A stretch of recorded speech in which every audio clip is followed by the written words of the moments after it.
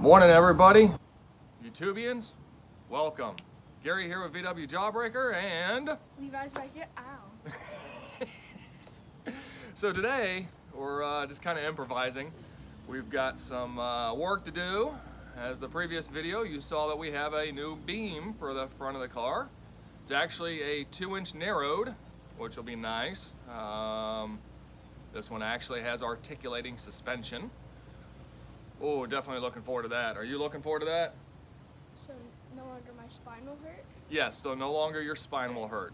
Yes, no more going down the road. So, we're gonna get started. So we're gonna show you what we're doing.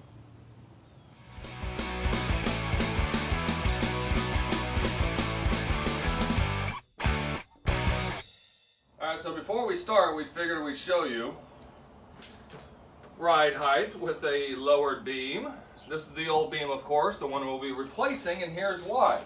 Let me stand up here, and let me jump on the front end. Yeah, that's what we're working with, guys.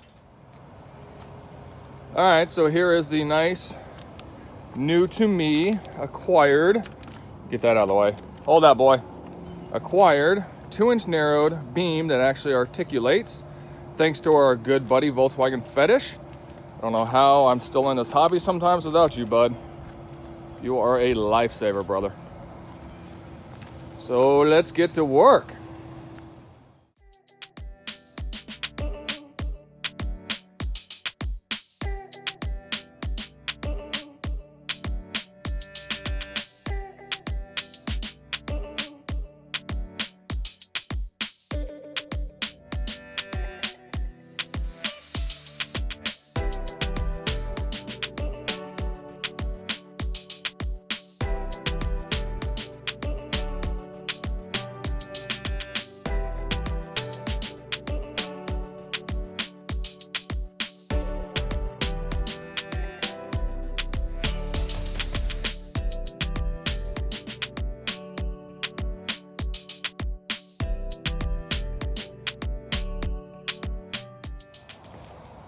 Well, with the paint drying, I spun the car around so we have a little bit more room to work. And first things first, we need to open up the front and get ready to remove the gas tank so we have access to everything. Yes, get all that crap out of the front.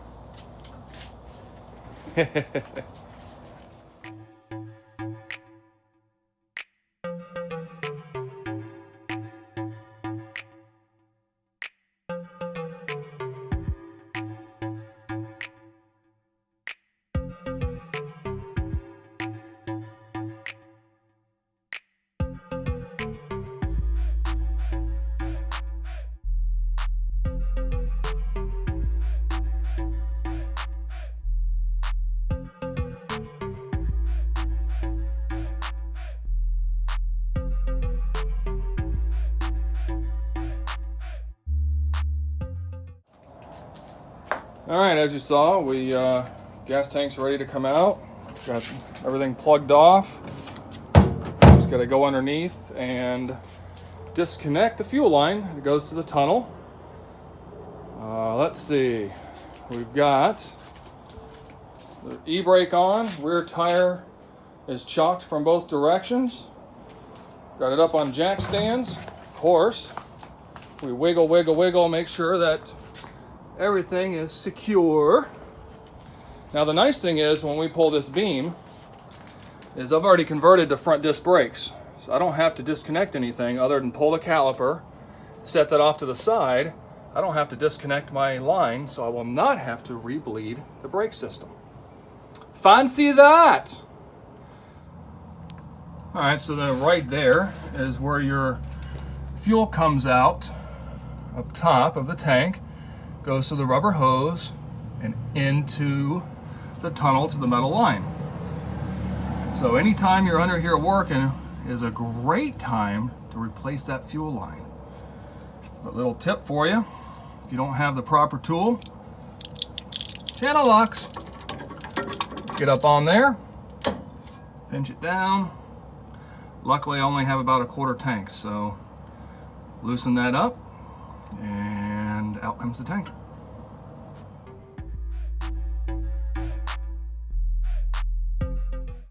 But back here on the tie rod, we've got a cotter pin, so we're going to remove that. Grab our 18 millimeter. And go ahead and get this nut off of the tie rod.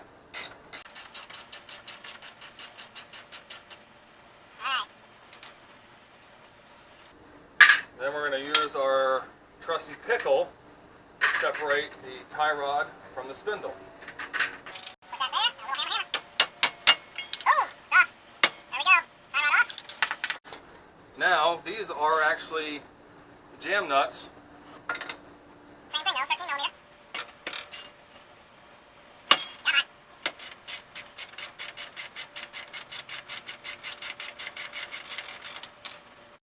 And we're taking these off now because these are going on the other beam anyway. So I might as well go ahead and take it off now and make the beam just a little lighter. There you go. Got a small washer, lock nut on the bottom. Now for the top.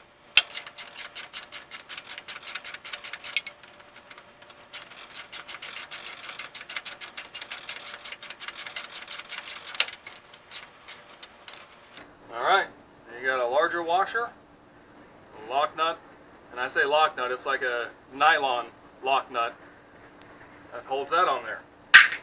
There we go. Now we'll take our trusty pickle again. Separate the ball joint from the beam. Or, I'm sorry. Separate the ball joint from the spindle. There we go.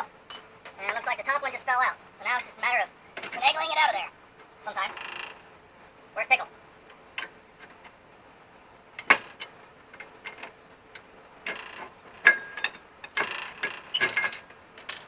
There we go.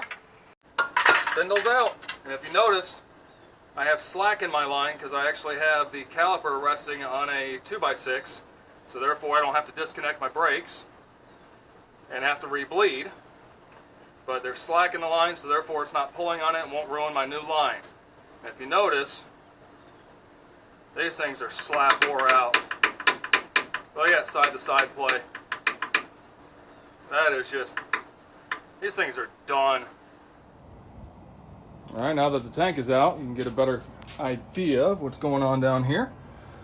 Get my head up under here. So here we've got 2 frame head bolts, and then there's a bolt underneath that goes this way, 4 of them, that holds it to the frame head here. So really, other than undoing your rag joint and your tie rods, the beam comes out with 6 bolts, minus your steering linkage. So it's actually pretty simple. So that's what we're going to do next. We're going to go ahead and get the rag joint undone, the ground on your rag joint undone, which I believe I need to fix. Then we'll go ahead and start getting some of these other bolts out of here and get ready to drop the beam.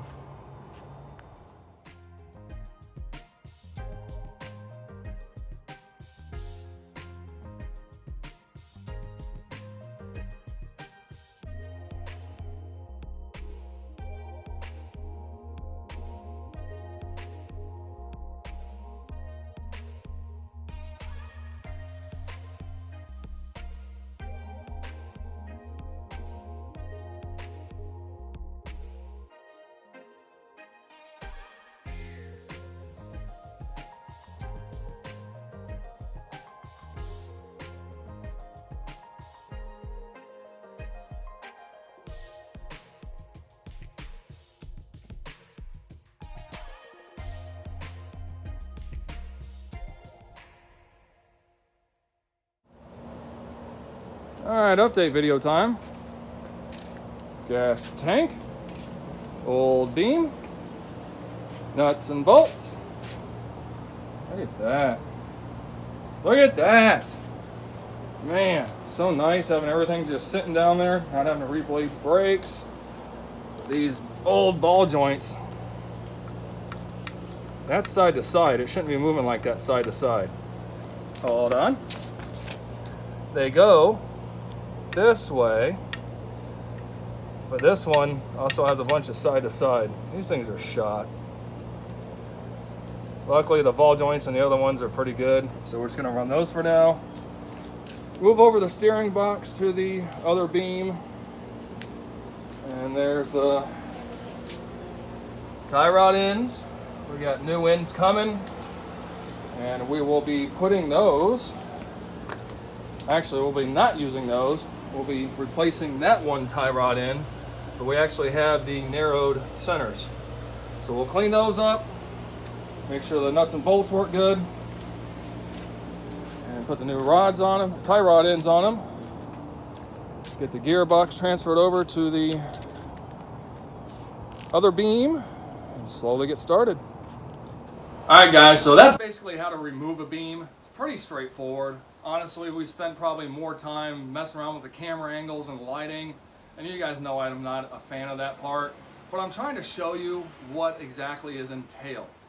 It's hot, we're sweating, come on, it's August in Florida. This ain't cool. This ain't the time of the year to be doing this, but I want suspension. So thanks to Mr. Levi and his backyard, actually we're in the garage. Thanks to Levi's backyard and his help, I couldn't do half this without him, man. I tell you, it's awesome having my son out here with me.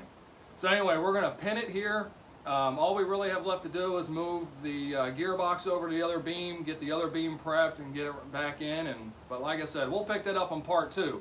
So the next time, be good.